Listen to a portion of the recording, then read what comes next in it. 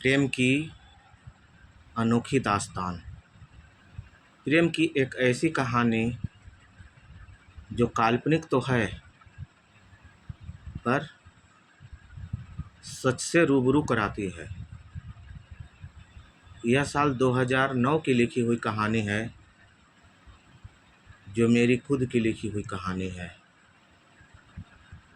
16/5/2009 की। इतने समय के बाद मैं शेयर कर रहा हूँ क्योंकि इतने दिन तक टाइम नहीं था और आज टाइम निकाल कर शेयर कर रहा हूँ। तो चलिए शुरू करते हैं कहानी। कहानी का टाइटल है अनोखी यादें। चलिए कहानी शुरू होती है।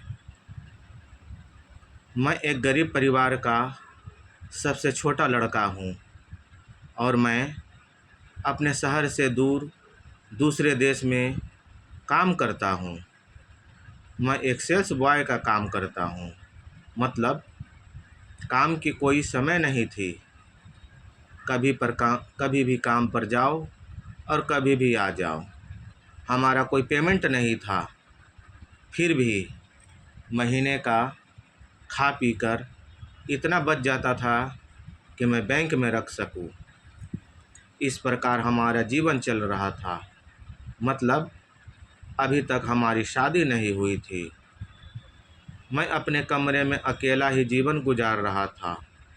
हमारे साथ और भी कुछ लड़के थे, पर हमारा समय अच्छा नहीं कट रहा था। एक समय की बात है, जब मैं सुबह उठा तो बारिश होने लगी। मैं सोचने लगा कि अब काम पर कैसे जाए। फिर भी मैं स्नान करके पूजा पाठ करके जैसे ही दरवाजे के पास गया तो एक लड़की आधी भीगी हुई दरवाजे के पास खड़ी थी। वह मुझे देखते ही कहने लगी, सर मैं बरसात की वजह से यहाँ रुक गई हूँ। तो मैंने कहा कोई बात नहीं, आप अंदर आ जाइए। तो वह कहने लगी, नहीं मैं यहाँ अच्छी हूँ। तो मैंने भी जिद नहीं की और मैं अपने रूम में कपड़े पहनने चला गया। थोड़ी देर बाद जब मैं सज धज कर सेंट लगाकर दरवाजे के पास गया तो वह लड़की वहीं थी। हमारे रूम के सभी स्टाफ में कोई बरसात की वजह से सोया था तो कोई मुंह हाथ धो रहा था, पर किसी ने इस लड़की की तरफ नहीं देखा था।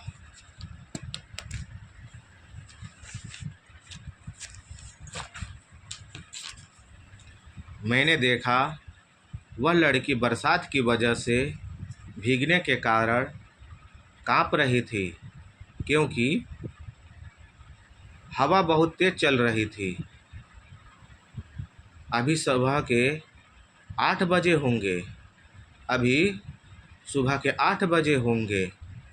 मैंने उनसे फिर कहा, मैडम आप अंदर आ जाइए, नहीं तो आपकी तबीयत खराब हो जाएगी।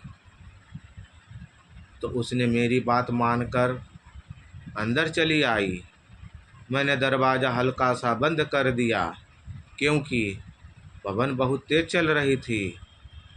मैंने उनसे कहा, मैडम आपको ठंड लग जाएगी, इसीलिए आप यह तौलिया से अपना सर और शरीर पोंछ लीजिए। और मैं उसके लिए चाय बनाने गया, पर दूध नहीं थी। फिर मैं सोचने लगा क्या करें। फिर मैं उसके पास गया तो देखा वह लड़की वैसे ही बैठी हुई थी। उसके पास एक बैग थी। मैंने फिर कहा, मैडम क्या बात है, आप चुपचाप क्यों बैठी हो? तो उसने कहा, मैं एक सेल्स गर्ल हूँ और सारा सामान भीग गया है। और बरसात की वजह से आज काम भी नहीं होने पाएगी। वह मायूस सी अपना चेहरा नीचे किए बोल रही थी। मैं उसके सामने जाकर बैठ गया तो वह अपना चेहरा ऊपर की और मेरे आंखों में देखने लगी। मेरे आंखों में देखने लगी। मैं भी उसकी आंखों में देखने लगा। उसे इस तरह देखते रहना मुझे अच्छा लगा और मुझे इसी वक्त इस लड़की से प्यार हो गया।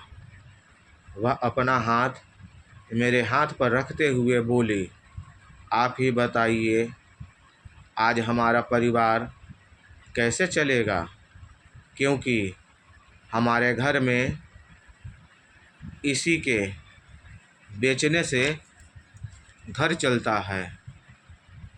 तो मैंने कहा, मैडम आपके घर में कौन कौन है? तो वह बोली, मैं और मेरे माता पिता और एक छोटी बहन सुमन। तो मैंने कहा, कितने का यह सामान है?